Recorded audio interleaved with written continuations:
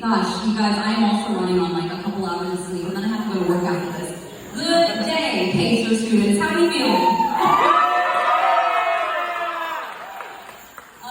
Also, good day to the members of the public that are here, the parents that are here, the dignitaries. We have one of Sacramento City Councilwoman Maya right here in the front. So everyone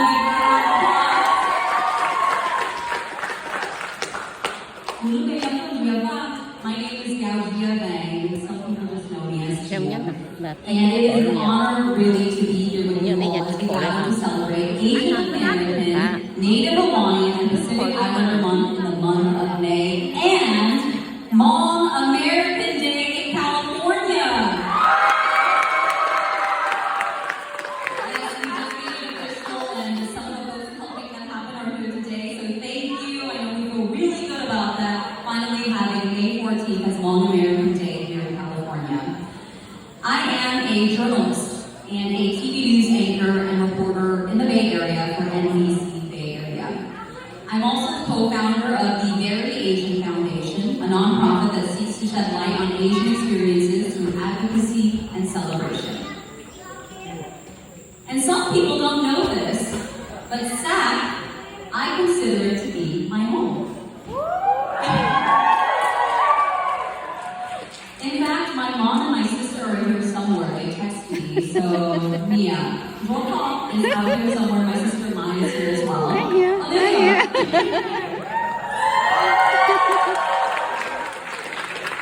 When we first moved to Sacramento from the Central Valley, I was in grade school. We moved to a home on 12th Street in Oak Park. And I had stopped by the home many times before. And you know what's funny is every time I try to go back and take a look at it, I always miss it because the color of the home has changed and the neighborhood too. But sure enough, I would find it where I knew many memories live. Sacramento is also where I learned how to Hmong dance. Our little troupe was a part of the big performance every year at the community center at Meadowview 24. I used to eat pho at Pho Saigon before many years. And back then, I'm going to age myself, a bowl of pho, they were only $5. Those days are long gone. I went to Hiram Johnson High School, not West, main campus, and in fact, I was Hmong Club president one year. Sacramento is also where I went to college, finding dark corners of the library to study in, or hanging out on the third floor of the Union with the HUSA students in Hmong University Student Association, or on the second floor with our state Hornet newspaper folks. It is also where my grandfather, Uthiyasi, is buried at Sacramento Memorial Lawn on Stockton and Lemon Hill. So this is all to say that my family, come from these parts too. So today I want to share some stories about myself, about where I come from, finding my way to belong, and about how education in many forms was ever present along my path. Where you belong today will change and may even be challenged as you put one foot in front of the other. All of these experiences that may confuse you, empower you, change you. So let's get into it. What I love about being Hmong is that we wear the badge proudly. Look around us today. Look at all of us donning our beautiful Hmong clothes, right? When I knew I was growing up and I was Hmong, I knew that it was something special. Hmong New Year rolls around and my mom and my aunties would, one, beg me to put on Hmong clothes, and then two, they would spin me around in circles, they would pin here and there, before they swirled me for one final time. They make me stand there while they stare in awe of their work. And as a kid, I would listen and giggle as Young Lao, the old people, they gossiped about you to you. I found their inflections and general language additions amusing. And I also found it profoundly poetic when you listen closely. Then there are days when reality hits you. and your observations confuse you. We didn't have a bedtime growing up, a kid of refugees, you know? My parents gave us enough agency to let us decide, so long as we woke up and got to school the next morning in time. So I'd stay up, I'd watch the 10 o'clock, the 11 o'clock news, and all of these images would flash across the screen, and these anchors would be speaking in English and describing the video or the story. And my parents, they would look to me and they'd say, "What are they saying? The Hayashi." I would serve as their newscast translator. In those late night moments, it set in a sort of realization that I believed in then, that I needed to know English well, perhaps if I wanted to make anything of myself. Years would go by, and I'd translate mail, or someone calling the house, I'd translate that conversation, or I would translate the conversation at a doctor visit or agency visits. And what lessons, right? In this responsibility to help my parents understand the world they now lived in, my English became stellar. And slowly, I found myself speaking more and more English and choosing to do less and less long things. My parents are divorced. In layman's terms, they were just not good for each other and compounded by the very real struggles of being a refugee in the US. They did their best as they could to co-parent, as the term goes today, but sometimes it was hard, and because my siblings and I stayed with my mother, I saw the wear it had on her. When my mother wanted people from church to come over to do a blessing, she had to go to our male deacon to call people and do the invitations. When we'd go out to a long function, people would ask intrusive questions about my parents' relationship, but more so insinuate something negative about my mother. Almost as if we, the children, and she were being shunned by the very thing we knew how to be, Mom. My mom also had to work, and sometimes as a single mother, she took odd jobs. She did a couple of contracted janitorial positions around Sacramento.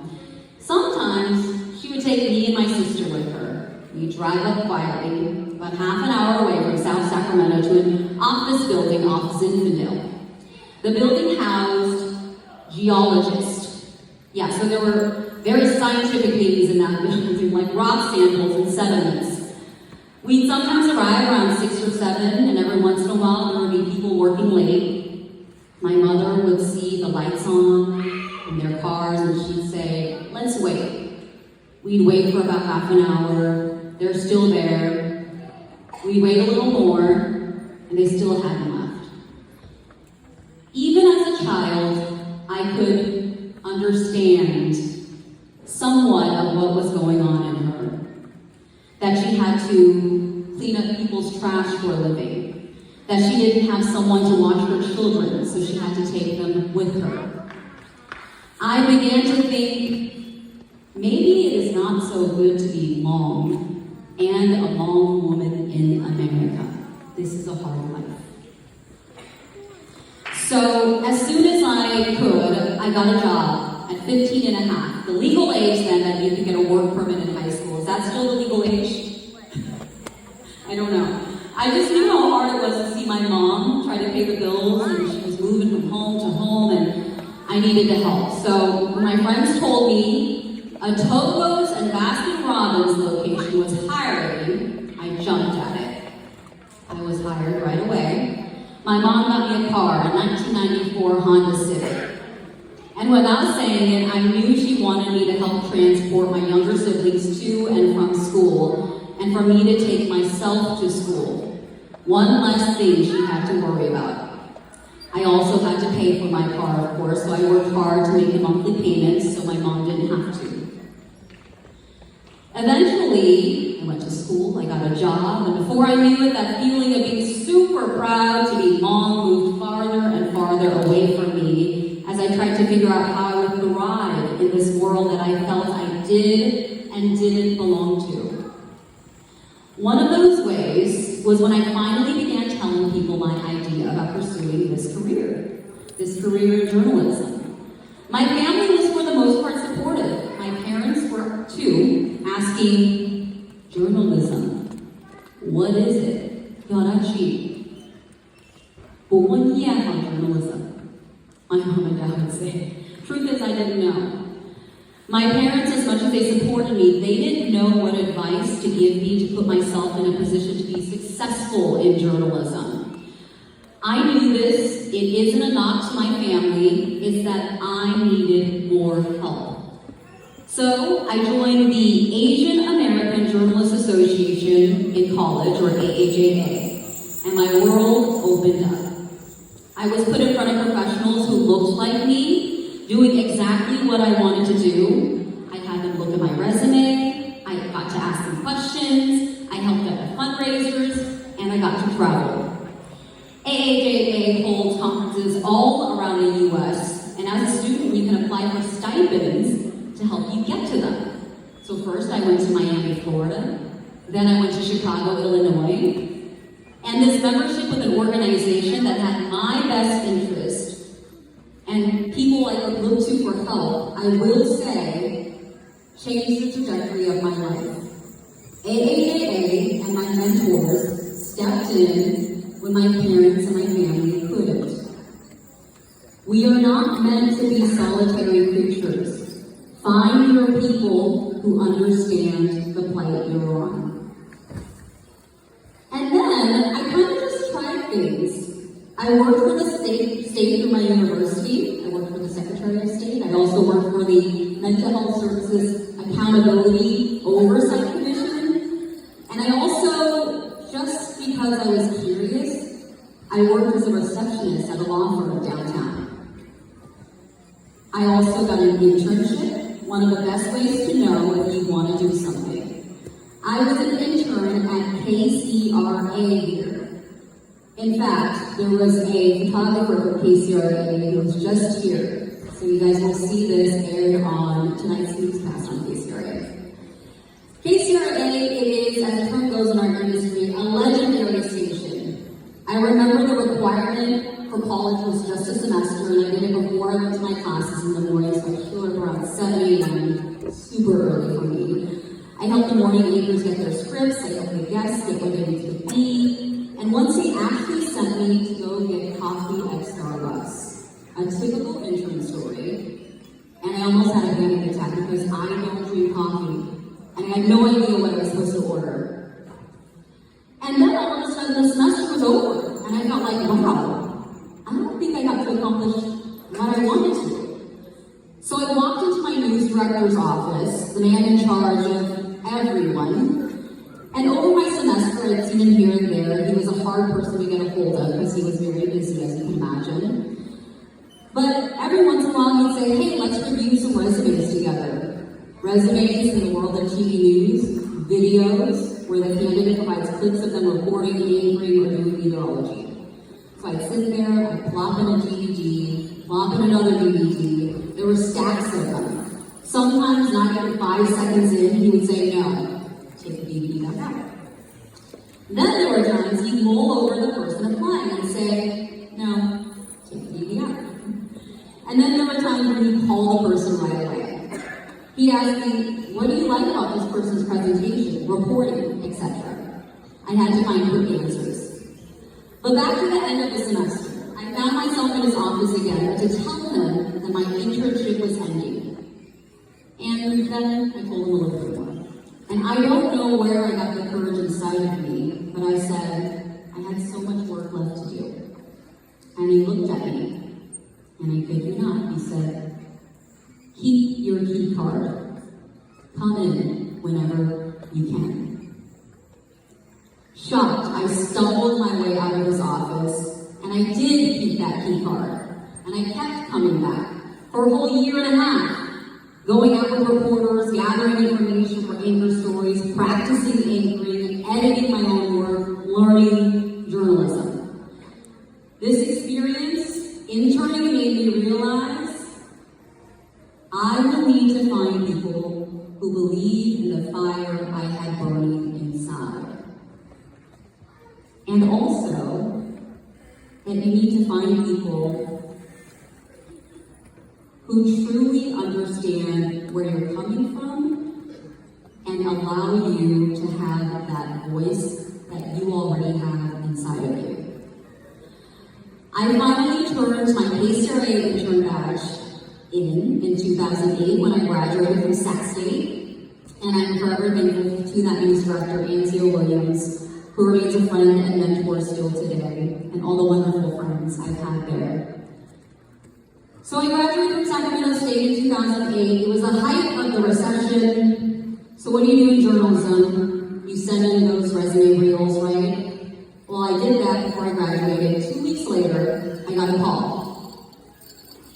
On the other end, hello, is this Gayo Gia? I corrected him. I said, you can call me Gia.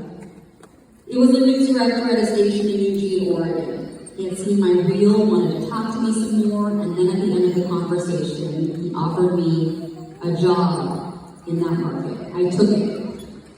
It was 7.5 hours away via drive from Sacramento, and a short flight when I was still on the West Coast. In January 2009, I got to my 400 square foot apartment in Eugene, Oregon, and who came with me? My 3 sisters and their husbands, my dad and my stepmom. They all slept on the floor of this tiny little apartment, and they helped me settle in. Eugene at that point was maybe about 2% Asian, and Mom, you can forget about it. So I was so transfixed though in learning this job, this career that I had chosen, I had started shedding some old ways of myself. I wasn't around Hmong people anymore, so I never spoke Hmong, let alone having a reason to wear Hmong clothes.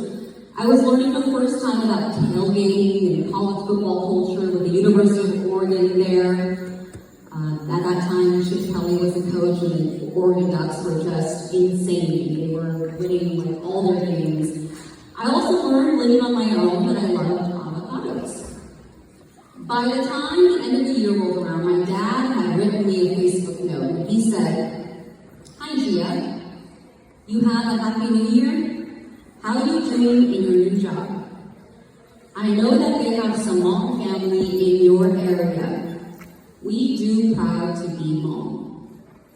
Then in Hmong, he wrote, "You ought to xiao hai lu Hmong có zhong hao yu chi Hmong yo tao hai lu Hmong tao le. You must practice speaking Hmong well so you can speak to Hmong people when you meet them." Then he said, "Vì yêu Hmong, biết gọi yêu Hmong, yo chủ yo lu number e on me yang." It is because you're Hmong, our mother tongue Hmong should be our first language before other languages. At that point, my Hmong reading wasn't great, it still isn't, so I read that, and I thought, yeah, okay. I shrugged my shoulders and moved on. Then I went about my way, perfecting my English, no traces of Hmong in my voice. When I called people for stories, they thought my name was Gina, and they would be surprised to see me in person. One time, someone said, "Oh, you're Gina." And I knew the underlying assumption. Then later, I got a job in Kansas City, Missouri. Anyone ever been to Missouri? No? Okay, I loved it there. Much more white than Eugene, Oregon, but actually a lot more Hmong families close by. There were about a couple thousand families, mostly congregated on the Kansas City, Kansas side, just across the river from Kansas City, Missouri. 2 different cities. Now, once I was out in a store with my photographer, and we were on a public street shooting video. A neighbor became very upset with us, and I told this neighbor we were within our rights to shoot video on a public sidewalk, and said he would be wasting police time if he called. He called anyway. So an officer walks up, I see that he's Asian. The officer talks to the man who calls and tells him, "Look, you can do what you're doing right now. You're in a public space, there's nothing you or I can do about it," like I said. The officer then comes to us, and I see his name tag. KCK Officer Vang. Officer Vang said, "I've been watching you on TV. A lot of people at the department joke that you're my daughter." We commiserate about being Hmong. Then he said, "Hey, how old are you?" so excited to have met another Hmong person. I said so fast and so proudly, Coachy. 15. Officer Van looked confused. I think I mean 25, he said. I was mortified. This is my first language, and I'd forgotten to count above 15. We laughed it off eventually. He told me he had a daughter my age he wanted me to meet, and she had become a dear friend. But that was a growth moment for me for sure. Being Hmong was always an important piece of who I am. But it ebbed and flowed and sometimes ebbed away from me as I tried to, quote, make it in my industry. I put so much of my energy into learning to be good at what I do that I was losing some important pieces of being like my Hmong identity. And that was a long journey to finding flow again with being Hmong. I moved to Minnesota for 3 years. How many of us have relatives in Minnesota?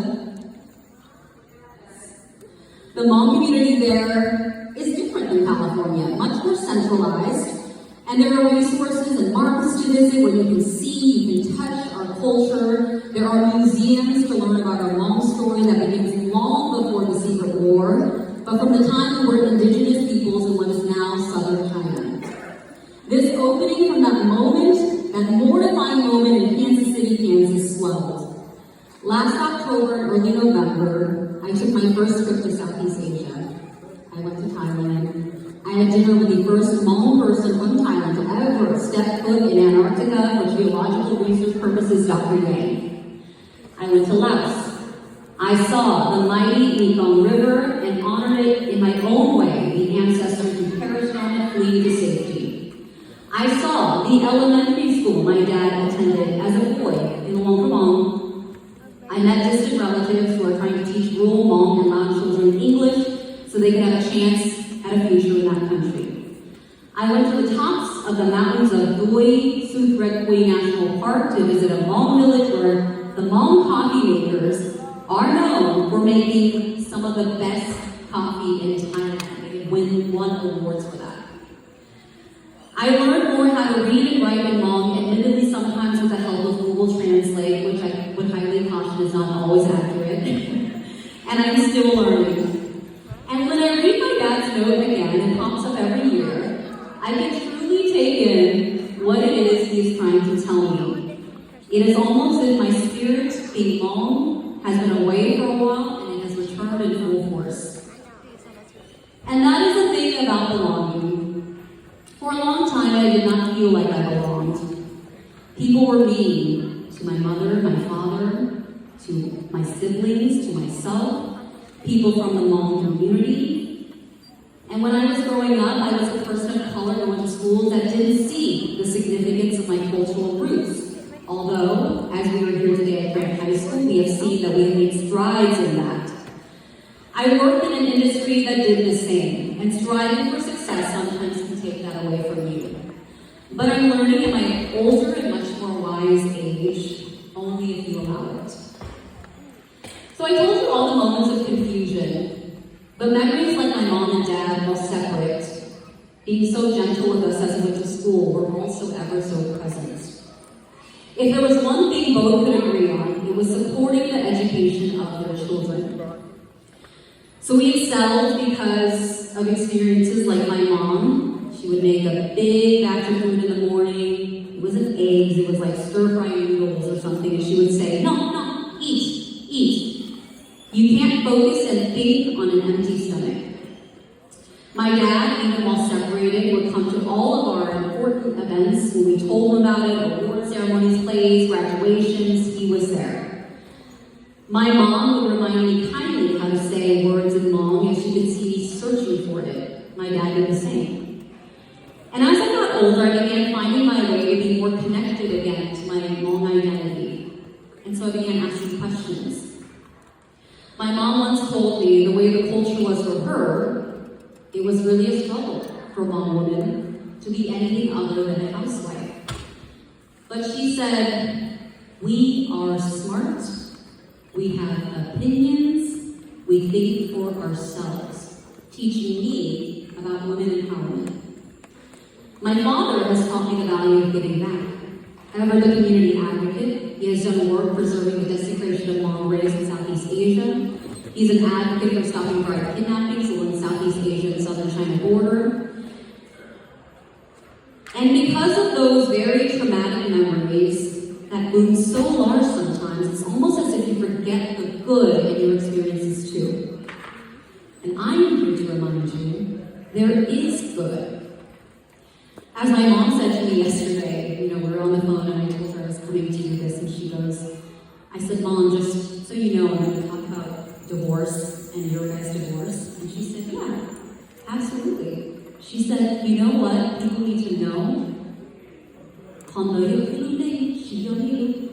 That was our destiny as our parents, not yours.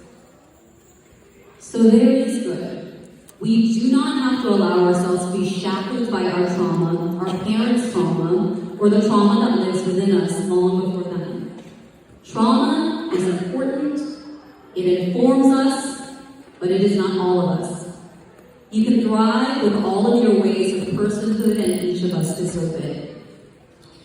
Some of you in this room will ask if you belong there, if you feel this is a place for you. You might feel like an imposter. You might stray from your anchor identities at times, like I did. You'll ask, where do you belong?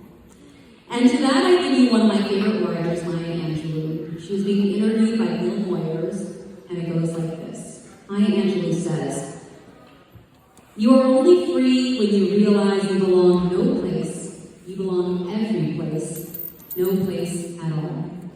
The price is high, the reward is great. Bill Moyers asks, do you belong anywhere? Maya Angelou says, I haven't yet. And he says, do you belong to anyone? Maya Angelou says, more and more I belong to myself. I'm very proud of that. I'm very concerned about how I look at Maya. I like Maya very much. So we may sometimes feel the burden of living in dual worlds. In one, I was trying to find where I belonged as an American. In another, I was trying to find my footing within the Hmong culture. You will eventually join America's workforce as professionals and might find yourself in this in-between place. I would argue it is an empowering place to be. A couple of years ago, I had the honor of following Suni Lee's Olympic journey with her family in St. Paul. The day after she won gold in the women's gymnastic all-around, I did not want to forget how I was feeling. So I wrote about my experience, and here's a little bit from it. Sunisa's rise to the world stage is truly lifted by many in the Hmong American community. That's why her story feels familiar. It is every Hmong person's story. It is my story. It's why we weep when we see her on stage. It's why we show up in the hundreds with less than 2 days' notice for a watch party. Suni's parents told me the way they were able to pay for her gymnastics meets and competitions. They did photo days for relatives and guests and said, pay what you can. Suni herself has said to me, she didn't grow up, quote, super traditional Hmong. Her parents knew how much she loved gymnastics, and she was clearly talented, as we all know. She instead went to the gym every day, but she still loves the part of herself that is Hmong. She tells me, especially her mom's cooking. It is okay to, in fact, and really beautiful to hold both these things as true, that you're allowed to follow your dreams, to carve out your own version of success in a new world where our cultural ties are not suffocated. There's no right or wrong way to be American, to be American enough or long enough. In this new world that continues to emerge, what Maya Angelou says rings true. That I hope that each and every one of you grow to like yourself very much and understand belonging to yourself above others, however that looks to you. Because this is truly a magically privileged position that you and I stand in. How special is it to know that we are the bridge between the old and the new? And ask yourself, how do you want to honor that? I want to end with a final story from my friend and author, Pao Yang. I had the pleasure of interviewing her and her father, who sings Lucia, for the students did a beautiful job earlier. It's traditional monk song poetry, and it was in front of hundreds at the Ordway in St. Paul. This had never been done before, to have a conversation about Lucia in a theater of this caliber. When I asked Calculating why she wanted to capture her father's work in a book, on tape, and in this theater, she responded, "Why not? What is life but a try?" Almost felt like that was my drop moment there. I could have done that on stage, but I didn't. But I'm here to tell you I am pleased to celebrate your try at life. Congratulations to all of the upcoming graduates. Thank you for holding space to be long and proud. Thank you for having me.